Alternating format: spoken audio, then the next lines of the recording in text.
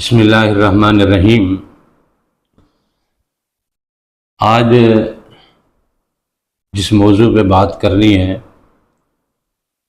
یہ ایک ایسا ٹیکنیکل موضوع ہے کہ جسے سمجھنا بڑا ضروری ہے۔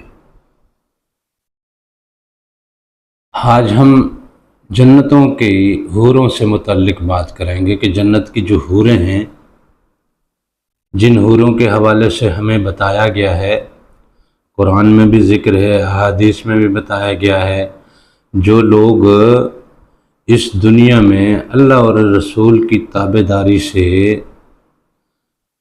اپنی زندگی کو مزین کر کے اگلے جہان میں پہنچتے ہیں اور انہیں انعام میں جنتیں ملتی ہیں، تو جنتوں کے مختلف میوہ جات میں حوریں بھی اس کے انعام میں اسے دی جاتی ہیں۔ تو یہ حوروں کی جو تخلیق ہے یہ کیا ہے اور انسان کی تخلیق کیا ہے؟ کچھ ٹیکنیکل چیزیں ہیں جس پہ کبھی بات نہیں کی گئی اور کبھی اس حوالے سے سمجھایا نہیں گیا۔ جنت عالم ملکوت کی دنیا میں ہے۔ یہ پہلے آسمان اور دوسرے آسمان کے بیچ کے دنیا جو ہے وہ جنتوں، دوزخوں، عالم مثال اور بہت سارے معاملات پہ مشتمل ہے۔ تو اس دوسرے آسمان کی جو بائیولوجیکل لائف ہے وہ ہمارے اس دنیا کی بائیولوجیکل لائف سے ذرا مختلف ہے۔ ہمیں اسی دنیا میں یہاں رہتے ہوئے عالم ملکوت کی سیر کے لیے اپنے قلب کو قلب صنوبر سے قلب سلیم تک لے کے جانا ہوتا ہے۔ جب قلب سلیم ہوتا ہے تو اس کو عالم ملکوت کی سیر ملتی ہے۔ قلب صنوبر صرف اس دنیاوی خواہشات اور دنیاوی ضرورتوں تک اپروچ رکھتا ہے، اور دنیا کی خواہشات، دنیا کی ضرورتیں، دنیا کی لذتیں، دنیا کی مستیاں، دنیا کے مزے، دنیا کا تمام معاملہ ہمارے قلب صنوبر سے وابستہ ہے۔ اس کی صنوبری خواہشات ہیں، صنوبری ضروریات ہیں، صنوبری مزاج ہے، اور یہ عالم ناسوت صنوبری اشیاء اسے فراہم کرتی ہے اور یہ اپنی صنوبری ضروریات یہاں سے ڈھونڈ کے پوری کرتی ہے۔ تو یہ دل یہاں کی دنیا کو کوالیفائی کرتی ہے، لیکن یہ قلب سلیم جو ہے یہ عالم ملکوت کو کوالیفائی کرتا ہے۔ اس کو اس دنیا میں مزہ نہیں آئے گا، اس کی پرواز ہے، نورانی پرواز ہے اس دنیا کی۔ تو اس دنیا میں جو جنتوں میں جائیں گے ان کی خدمت کے لیے ان کو غلمان بھی ملیں گے، ان کو حوریں بھی ملیں گی۔ حوریں جو ہیں وہ نسوانی جسم رکھنے والی ایک مخلوق ہے۔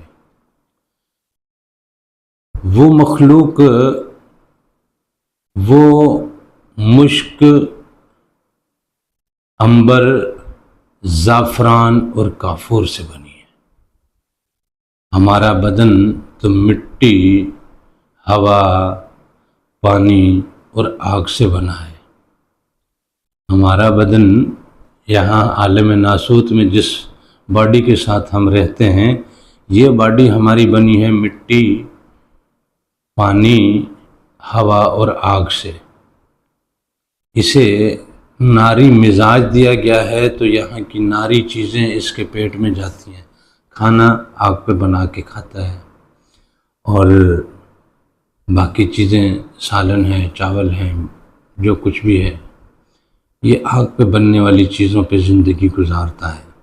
وہ لوگ جو قدرتی میوہ جات پہ زندگی گزارتے ہیں ان کی جسمانی قوتیں کچھ اور ہوتی ہیں، اور جو ناری پروڈکشن پہ لائف اپنی سرو کرتے ہیں جن کی لائف نار کی، آگ کی پکی ہوئی چیزوں پہ سروائیو کرتی ہے، ان کی جسم کی جو انرجی ہے، جو پاور ہے، وہ کچھ اور ہے۔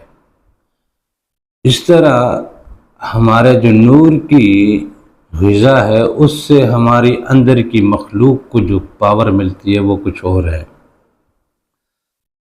تو وہاں جو حور بنی ہے وہ مشک، عنبر، زعفران اور کافور کی بنی ہوئی ہے۔ تو اس کے حسن کا عالم بھی کچھ اور ہے، اس کی نزاکت کا عالم بھی کچھ اور ہے، اس کا انگ انگ لطیف ہے، خفیف ہے، حسین ہے، اور اس میں خوشبوئیں ہیں۔